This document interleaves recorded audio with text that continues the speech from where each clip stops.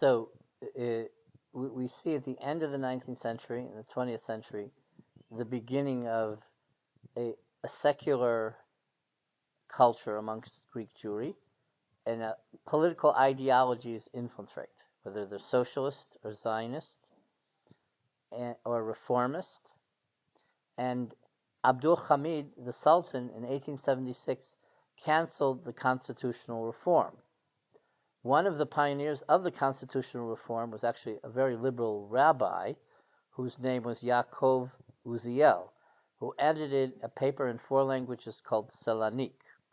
And this was canceled by Abdul Hamid, and also the Ottoman Parliament was canceled by Abdul Hamid, which also had Jewish representatives. So it was a period of terror, censorship, etc., but parallel, the Jewish and the Christian populations were getting much more westernized, secularized, Europeanized, etc. Already Muslim reformists at the end of the 19th century already were preparing plans for political changes, and they were in the diaspora in Paris, and the Jews were part of the Freemason movement, especially in Salonika, and they were reformists. So they planned on doing all these revolutions together between all the various religions. So Jews, Armenians, Slavs, Greek Orthodox, and Muslims were going to have this revolution against the Sultan. They had a proclamation at the Freedom Square in 1908 in Salonika. The Young Turk Revolution for the Empire started in Salonika. It carried on more in Istanbul and other places. But the main speaker of the event, his name was Emmanuel Carasso, a local Sephardic astute Jew. But what happened was it didn't work. The whole movement became very Turkish nationalist. They didn't want to give independence to all these various groups. They didn't really want to even give cultural autonomy to all these groups. So now at the same time, you had the Jewish socialists who were organized. The Socialist Workers' Federation of Salonika.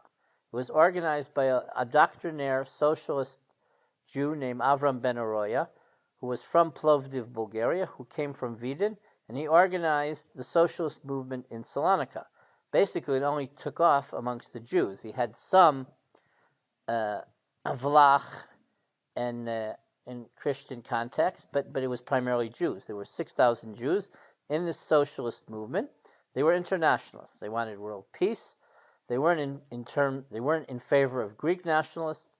There was a lot of friction between them and the Greek communists, Greek socialists, because the Greek socialists in particular were leaning toward Greek independence.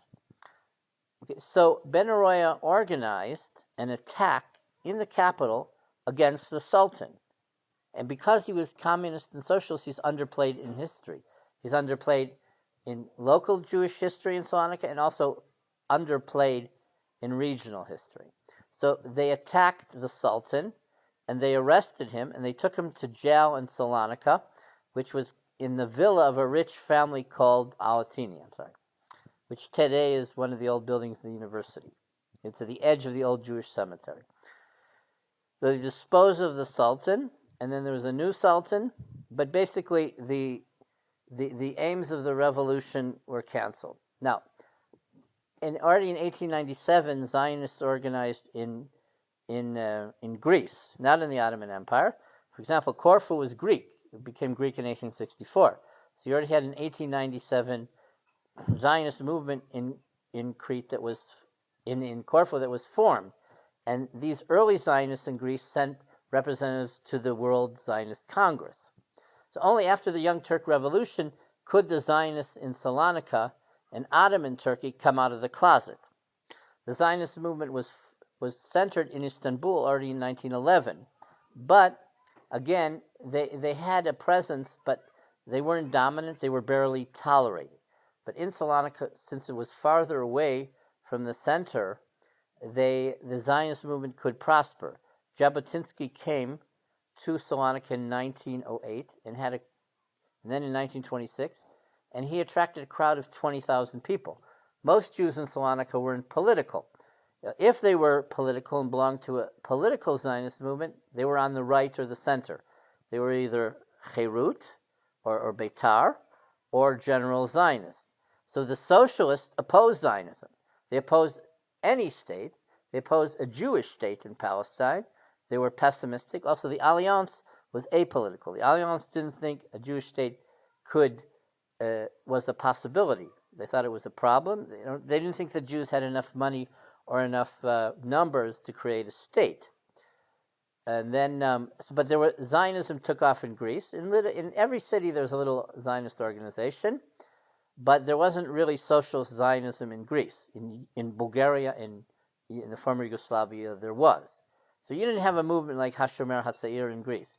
You had Poalei Zion, Ben Gurion and Ben Zvi came because they were law students, but they really didn't make an impact because the socialists were so strong, and because the other Zionists were stronger. But also, most of the population weren't Zionist at all. They liked Israel because it's part of Judaism. You pray for a temple in Jerusalem. So basically, what you see, though, at this period is the beginning of political Zionism, which would be influential for Greek Jewry later and take over the Jewish community, and the socialists, who were important. They eventually got phased out, but they even had members in Greek parliament, and so this is part of the equation. Most of the Jews, of course, were like of the Dubnov school. They wanted just to live in Greece under whatever happened. That was their home. Before they were in the Ottoman Empire, it had finished. Joseph Nechama, the head of the Alliance, he was the head of the school, saying, this is our culture, we're in a cosmopolitan city, and this is where we live, and this is where our future would be. And then in the Holocaust, it all turned out different, and most of those people died, including the socialists in the Holocaust.